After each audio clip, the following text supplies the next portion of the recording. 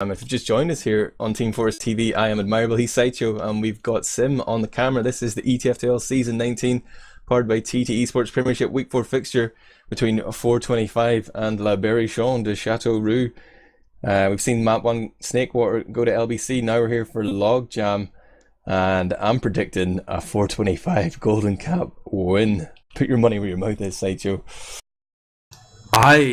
I have no idea. I voted for LBC on this map, as I did with the previous map, but having been completely shown to be an idiot on the Snakewater, I have no idea what to expect on Logjam, to be honest. It really depends on how often 425 have played this and how comfortable they feel, in my opinion, because I think what we saw from Snakewater is that LBC really aren't that far ahead of them.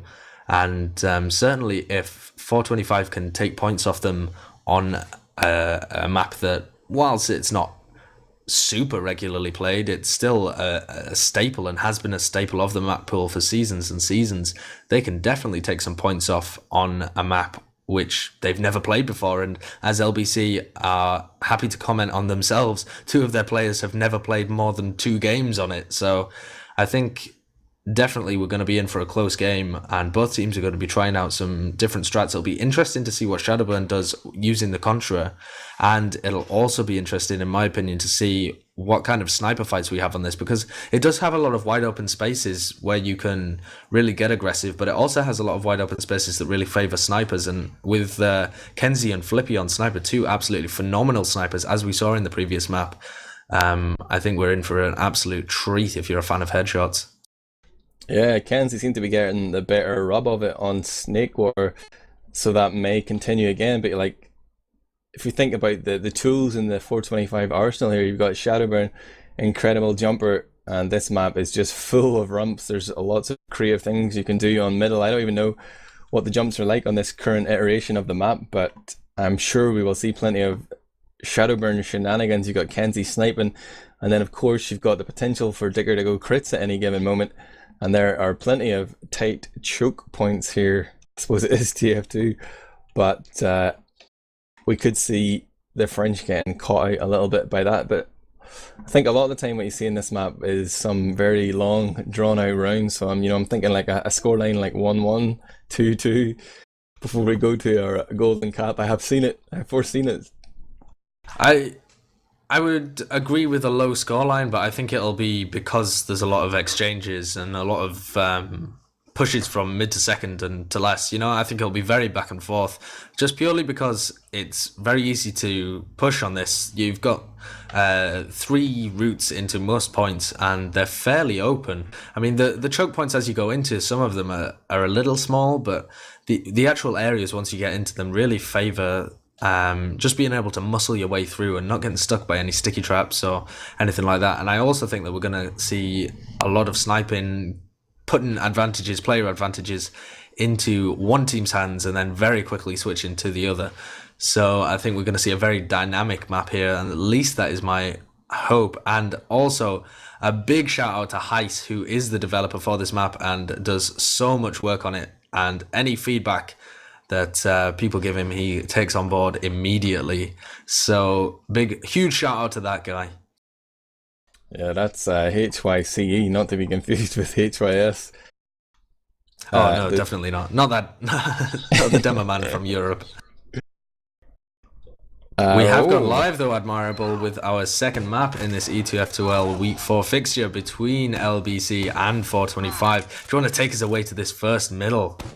Yeah, I'm watching GDK. He's much faster than everyone else. I didn't see exactly his rollout, but he was first to arrive on middle. T-Max now walked forward onto the point, but GDK has 3 stickies set up around that blue med pack. He does dead, but doesn't find a frag with it. His team have arrived now. Shadowburn's going to skip forward there, but plucked out of the air by Flip and Flippy. Maybe just a little bit too direct with his bomb there. It was slightly delayed. He came flying through, but the scouts were just waiting for him. I think that he's going to need a little bit more of a distraction on future middles, or else actually get there a lot faster. He tried to delay it to catch them off guard, but the scouts were on point there. Those flak cannons plucked him out of the skies, and now we see the Frenchies moving forward here, Sideshow. Yeah, they managed to pick up that middle quite convincingly, and they're going to be moving forwards, but they do not have Uber, and Bull is only on 10 HP, and he's had to back off into Soaring, and the Uber has been forced. If only Dicker hadn't dropped GDK there, they would be in such a good position. But unfortunately, they haven't got any frags with it. They have dropped GDK, and Bull has now used his Uber. So a phenomenally bad Uber from 425. They have to give up Spire, and LBC are going to have the position to take lobby and possibly even push into, or at least make some tiny little micro pushes to try and get picks into this last point. Dicker is going to have a bit of an Uber advantage just because of the way that the Uber's played out. He popped quite considerable amount of time before Bull popped his. So I wonder whether they're going to make a push out into lobby with this Uber advantage. I don't think they will, but with LBC crowded in this lobby area, it could be effective for them to try and get a solo on this Châteauroux, or possibly through main, and try and catch Bull out. It doesn't look like they're going to do that though, as Bull slowly cranks up his Uber charge, and we're going to have an Uber v Uber situation with Kenzie running a defensive sniper. Looks like they want to do the trade here. Tech coming in, and he's forced it immediately. The position of 425 very close by there. Xiaoyu jumps up, try and chase a little bit here, but he would be falling into Exxon's trap. He's re-sticky the roller door now. Meanwhile, from the flank comes T-Mac. Nobody's paying attention here. T-Mac just seals in and takes down Dicker, but Kenzie onto T-Mac, GDK onto Bull, and that's going to equalise things. Sid Vicious has managed to kill off Tech as well there, but it's all on GDK now. He's getting swarmed by the remaining 3 French players, and La Berrichonne de Châteauroux will make it 1-0 here on Logjam, and I thought these rounds were going to take a lot longer, Sideshow. Well, according to Admirable, the next round is going to take 27 minutes, so strap yourselves in, buckle yourselves in. We're in for a long, rough ride. GDK's so fast to mids. He's much faster than Exxon, and I feel like if he combines with a fast rollout from Shadowburn, they should be able to take these mids before LBC even arrive on the mid fight. Now they're playing much more aggressively. They had a terribly passive mid last time. Oh, Shadowburn getting destroyed in midair by T-Mac, and 425 absolutely crumble. They were destroyed by some well-coordinated aggression there from the Frenchies, and only GDK and Dicker are left alive to scramble out of there, slowly ticking their Uber charge up. But Exxon really doesn't want to let them out. He's going to be firing pipes off into last already, but GDK and Dicker narrowly avoiding getting fragged there and do make it out. Yeah, I think something we saw in the Logjam Cup was that the passive middle strategy is probably the strongest option, but they've since added that bridge underneath, so you've got some options to try and get out of the sort of main lines of sight, but so far it seems to be 425 taking the initiative on middle, and LBC just sitting back, dealing with Shadowburn and moving forward off the back of that.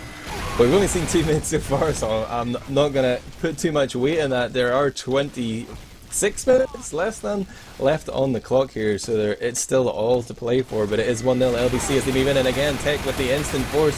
They straight it as planned. Now they're going to back out here and look to the flank for plays, but this time everybody on the 425 side is playing very defensive. They're all playing around their medic. They're not giving away any cheap frags.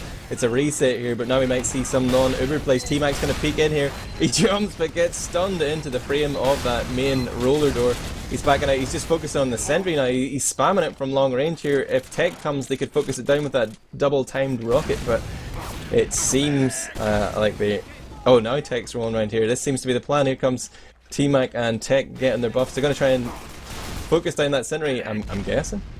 I really like the positioning of the sentry actually, because T-Mac and Tech shouldn't be able to do that if they have somebody watching that shutter door, because that's the only position that they could double spam the sentry down from, so it should be easy just to lock them out there. But the Uber has come in and they have managed to take the sentry down. Oh, Tech manages to get Dicker down before he's able to use his Uber, and this is going to be terrible for 425. No chance of a defense there. Big plays by Tech. Did Dicker have his Uber? It didn't sound like a drop.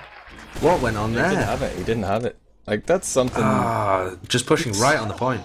You see happen a lot, especially when teams are defending and they have all these off classes. Like, quite often the building just isn't quite as fast, and it wasn't even like LBC were building super fast, but Tech thought he'd go on it, took a gamble and managed to kill Dicker there.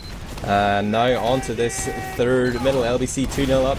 And it seems like 425 are taking a page from their book. They're trying to play defensive here. Both scouts moving forward, but Sid Vicious has lost a lot of health. He's trying to go for the kit, but runs into Flippy, who finishes him off. but CDK is going to find FL1P right over there on the point, and now the Russians move forward, but Exxon finds the perfect pipe onto Dicker. The medic explodes into Gibbs.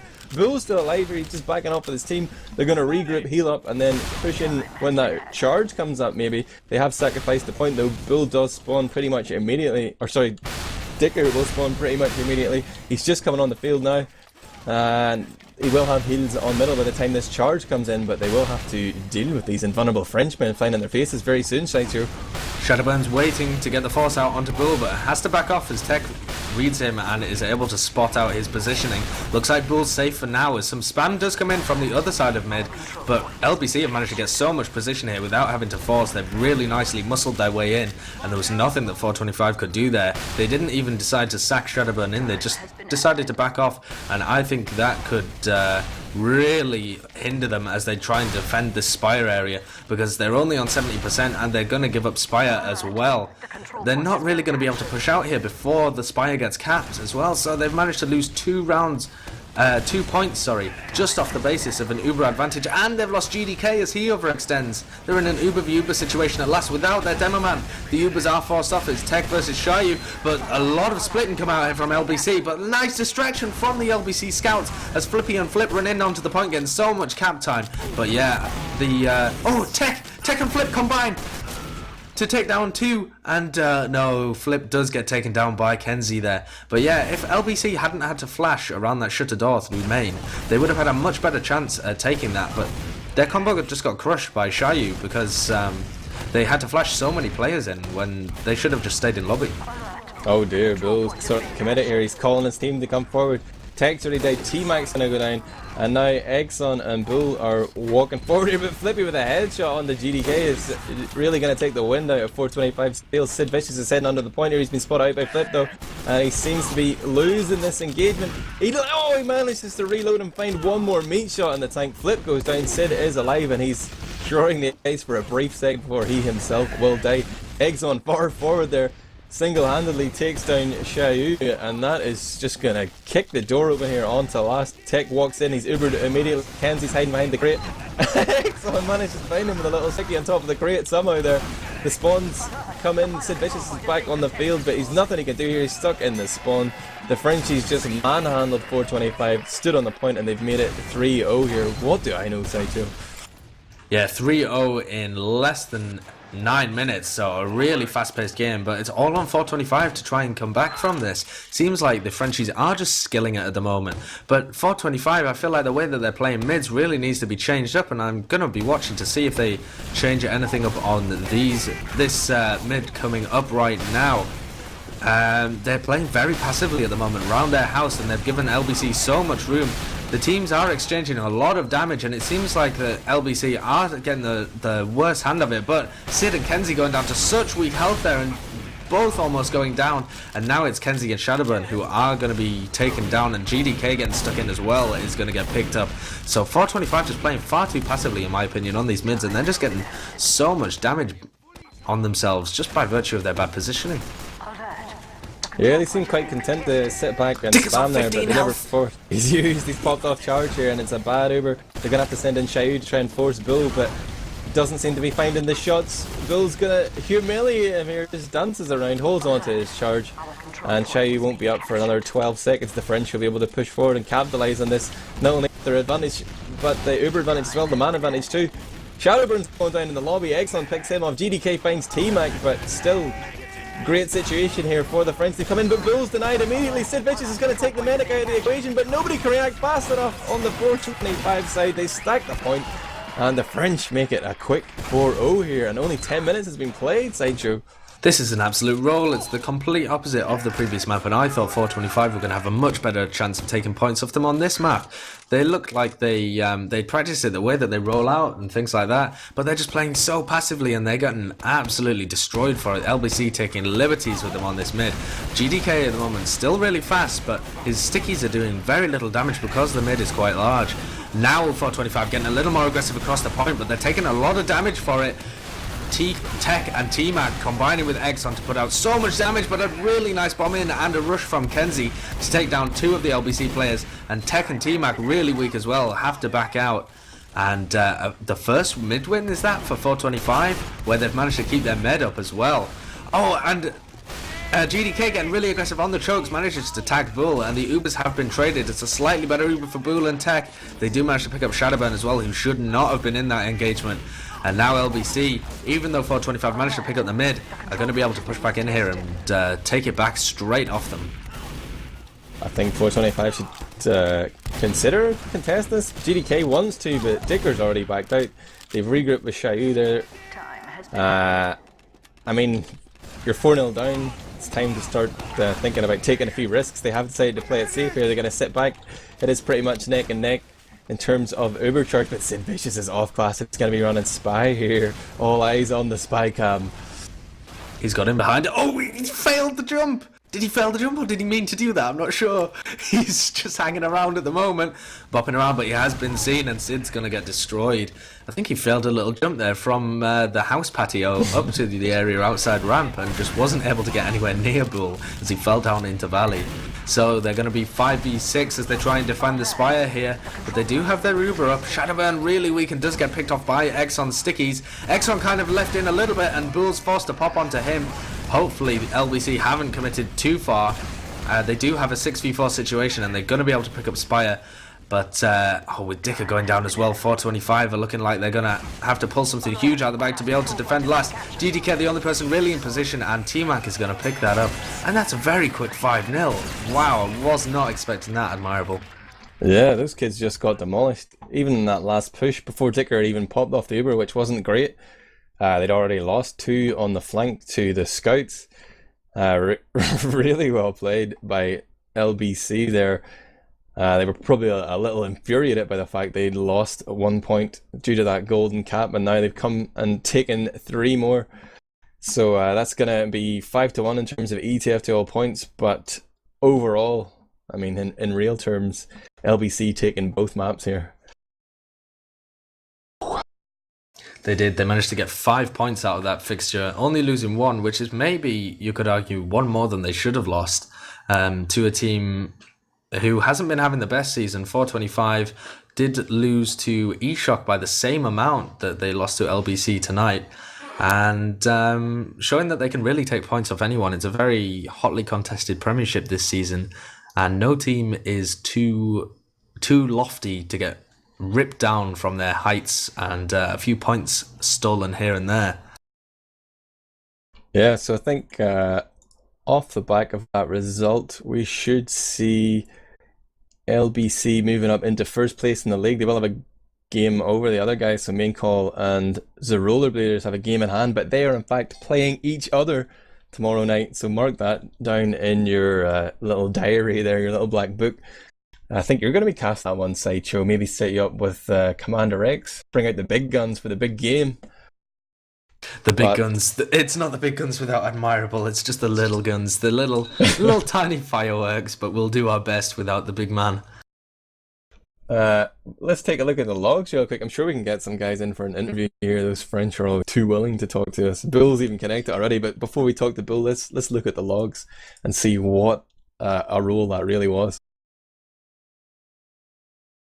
Yeah, I am getting the logs up right now, and it looks like at the top of the damage is going to be Exxon storming through that with 11-3 as well, having a blinder of a game. GDK not able to do anything, even though he was so much quicker to mid, just not combining with the rest of his team, possibly by virtue of his soldiers and scouts not making any room for him. But the French played so well together on those mid fights, and then were just able to storm through the rest. Yeah, like... I'm surprised to see there it was actually 2 mids for 425. It felt like they only had that 1 mid, but one of them they managed to pick it up, but they lost Dicker and Bull stayed alive, so the French were able to push back in almost instantly. I don't think that one really counts. Yeah, Bull only 2 deaths there as well, but big differential in the damage and the frags. Very one-sided game. GDK did decent damage, but nobody seemed to be able to find those frags. I mean, when you sort it by frags there, it's just all blue players up top. Then you've got a block. Xiaoyu not delivering at all. Shadowburn unable to get into the game on those mid fights. And Kenzie hardly even had a chance to snipe his record on sniper in that map: 2 minutes played, 0 kills, 0 assists, and 0 deaths. So I don't know, was he just standing in spawn? Either way, number one in the air shots is perhaps the only silver lining here for 425. Shadowburn taking 3 air shots, topping the poll there. But there was only 12 minutes played. I probably have rounds of MZE that were longer than that. I think Byte's speech at I-52 was longer than that. Bite. Oh wow.